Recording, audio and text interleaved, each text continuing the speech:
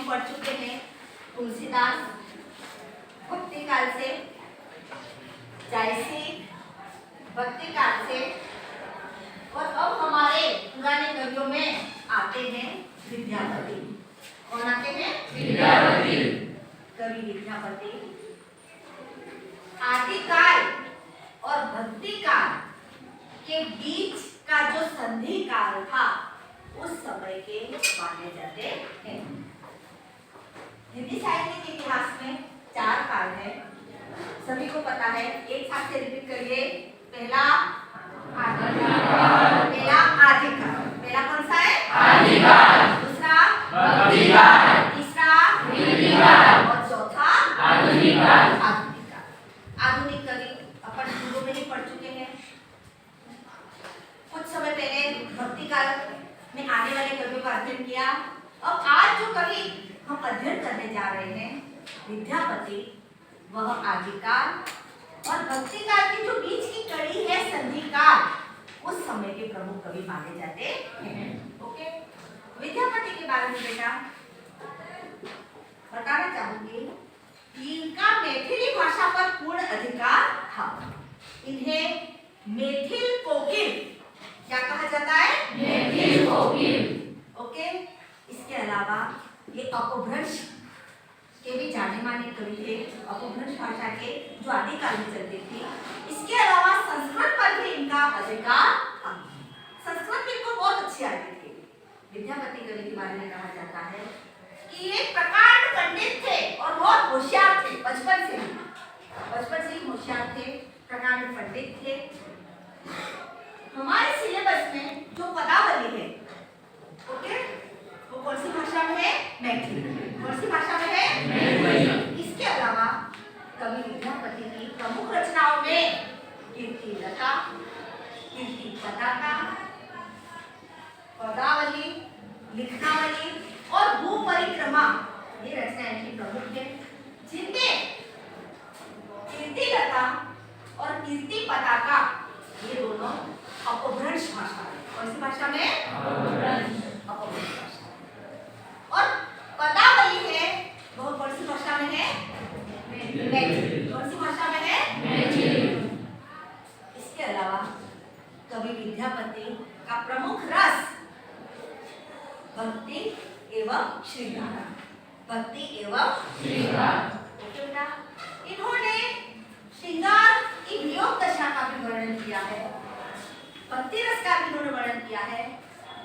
ये किस तरह के भक्त थे, किसके भक्त थे, ये सभी अपने इस पद में आएगा, इस पदावली में आएगा। एक बेटा ये पदावली शब्द है। क्या शब्द है आपके आगे? पदावली। इसका विच्छेद करिए आप, क्या बनेगा शब्द? एक हाथ खड़े करिए, चिंपू भी आ रहा है। पदावली को तोड़िए, इस शब्द को संधि विच्छेद करिए। यस बेटा, बताइए। पद प्लस अवली। Very good. पद प्लस अवली, पद प्लस अवली। अब मुझे ये बताइए अवली का तात्पर्य क्या होता है? हाथ खड़े करिए। अवली, अवली का अर्थ क्या है? कवितावली, गीतावली, ये तुलसी की रचनाएं थी। ठीक, मैं आपको एक आपके सामने नाम दूंगी, अवली का अर्थ निकालना है। पदावली, गीतावली, दोहावली, ओके, कवितावली, दंतावली, दंतावली। इसको तोड़ो, दंतावली को। दंत और अवली। अब समझ में आया? अवली मतलब, कोशिश करो। अवली मतलब सीधा खड़े रहो। अवली आ रहा है तुमने समझ में? अवली, दंतावली, दिमाग लगाओ। क्लियर है? अवली मतलब पंक्ति। अवली का अर्थ क्या होता है? पंक्ति। पंक्ति। अवली का अर्थ क्या होता है? पंक्ति। ठीक है, तो बहुत सारे, एक पद नहीं है, पूरे पदों की अवली है, बहुत सारे पद हैं। कवितावली में कविता देखें, बहुत सारी कविताएं हैं। दंता वाले दांतों की पंक्ति सिंपल। बैठ जाओ बेटा। ओके, अब मैं शुरू करती हूँ। पर आपको एक एक शब्द का अर्थ लिखना है, समझना है, साथ में भावार्थ भी समझना है। ठीक है? के पतिया ले जाए रे मोरा प्रियतम पास। समझ में आ गया? प्रियतम, प्रियतम का शुद्ध रूप क्या होगा? खड़े होकर बताइए। प्रियतम का शुद्ध रूप क्या होगा?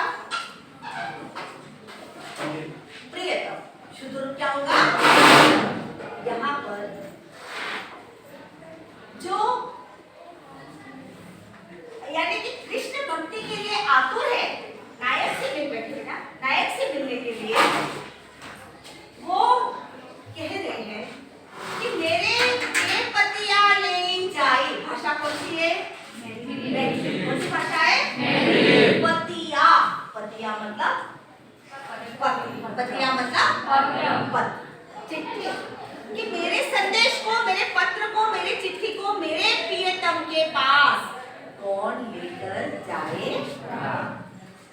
आ गया समझ में? ठीक है? यहाँ पर जो भी विरहिणी नायिका है, आत्मा जो है वो परमात्मा से मिलना चाहती है। अपने प्रियतम या विद्यापति जो भी है वो अपने प्रियतम से मिलना चाहती है और कहते हैं कि मतलब कि मेरे संदेश को कौन लेकर मेरे प्रियतम के पास जाए। ये नहीं समय असय दुख। अब क्या कहते कि मेरे हृदय में ये जो असहज दुख है वो सहन होता नहीं है। मैं सहन कर पा रहा हूं या पा रही नहीं। यदि विद्यापति कहते हैं खुद कृष्ण भक्त थे तो पा रहा हूं, और अगर उनकी आत्मा कहती है तो पा। समझ में बेटा? दोनों बातें चलती है, कोई दिक्कत वाली बात नहीं है। यहाँ आत्मा परमात्मा का ही है। ठीक है? कैसे नायिका अपने नायक से मिलती है, कैसे प्रियतमा अपने प्रियतम से मिलती है, और कैसे प्रियतम के बिना प्रियतमा की मनोव्यथा होती है, उसका वर्णन यहाँ किया गया है। ये नहीं सहय असय दुख रे भेल सावन मास। अब नायिका क्या कहती है कि कौन सा महीना आया है? सावन। सावन, सावन मतलब सावन। यहाँ सावन का मतलब है सावन। इस सावन मास लगा है और इस मास में विरहिणी नायिका अपने प्रियतम से दूर है। जो यह दुख है वह असहनीय है, वह सहन करने जैसा नहीं है। एक सरी भवन पिया बिनु कोई रहेलो न जाए। अब क्या कहती है? एक सरी मतलब अकेली, कि मैं इस मेरे भवन में अकेली हूँ। ओके? ये हमारा शरीर, हमारा तन भी क्या है? एक भवन है जिसमें आत्मा का मुकाम है बेटा। आया समझ में?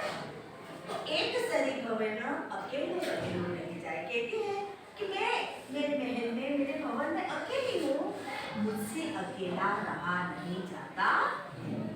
हे प्रीतम, आप आइए और मुझसे मिलिए। ओके? सखी अंतर दुख दारुण रे जग के पति आए। अब क्या कहती है कि हे सखी, ये जो दुख है प्रियतम से बिछोह का, प्रियतम से बिछोह का जो दुख है वह अन्यतर मतलब अत्यंतम, अन्यतर मतलब अन्यतम, ये अलग प्रकार का ही दुख है। ओके? जग के पति आए, संसार, जग का संसार, इस पर विश्वास करता नहीं। संसार पति आए, पति आए का मतलब है विश्वास करना।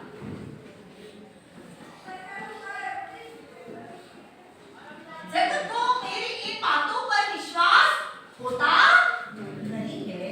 ओके? आगे मोर मन हरिहर, मोर मन हरिहर लय गेल रे अपनो मन गेल। अब आगे कहते हैं सखी कि मेरा मन तो मेरे हरि, हरि कौन है यहाँ बेटा? श्री कृष्ण। हरि के दो अर्थ यहाँ हरि भगवान को कहा गया है। ओके, तो कहा गया है भगवान श्री कृष्ण। ओके, हर है वो महादेव, हर है वो कौन है? महादेव। ओके, एक हरि का मतलब है बंधन। क्या है? और यदि आप यहाँ पर हरि मात्रा चेंज हो जाती है, इसका अर्थ है हर। क्या है? ओके, कहती है कि मेरा मन तो कौन हरकत ले गया है? मेरे प्रियतम श्री कृष्ण। ओके, कृष्ण समझ आ रहा है बेटा? मेरा मन तो मेरे हरि हरकत ले गए हैं। ओके, मेरा मन मतलब उनके पास चला गया है। गोकुल अपनो मन खेल, गोकुल तेजी मधुपुर बसे। आ गया लाइन सुने। गोकुल किसने छोड़ा था? कन्हैया ने। किसने छोड़ा था? ठीक है, गोकुल के साथ कन्हैया ने किनको छोड़ा था? बताओ मोनिका, जोर से। गोकुल वासी। गोकुल वासी में कौन कौन आता है? रिया,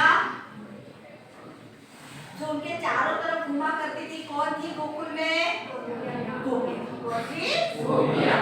ठीक है, यहाँ कहती है मतलब सखिया एक सखी दूसरी सखी से बताती है कि गोकुल तजी मधुपुर बसे में। श्री कृष्ण ने गोकुल को छोड़कर अब कहाँ ले रहे हो? मधुपुर। मधुपुर मतलब मथुरा। मधुपुर मतलब मथुरा। मथुरा कर्ण अपजस ले। फिर क्या कहती है कि इन्होंने ऐसा अपजस, अपजस तद्भव है, इसका शुद्ध रूप है अपयश। क्या होगा? अपयश। तो कन्हैया ने ऐसा करके अपयश क्यों लिया? भाई आज हर गोकुलवासी कन्हैया को याद करता है और उनको उलाहना देता है।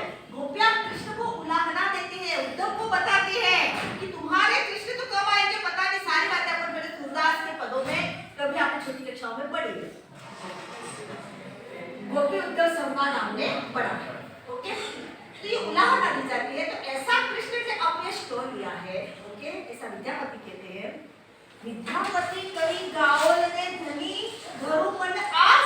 अब आगे विद्यापति कहते हैं, कवि का नाम आया है कि विद्यापति पुकारते हैं गाते हुए, कहते हैं कि अभी भी ये प्रियतमा जो आत्मा है वह अपने मन में आश धारण किए हुए। आस मतलब आशा, आशा को धारण किए हुए है।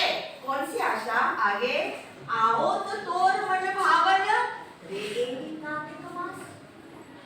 कि तुम्हारा मन भावन अवश्य आएगा। कब? कार्तिक मास। तुम्हारा जो मन भावन है वो कार्तिक मास में अवश्य ही आएगा। आपका कुल मिला के आपका मिलन अवश्य होगा।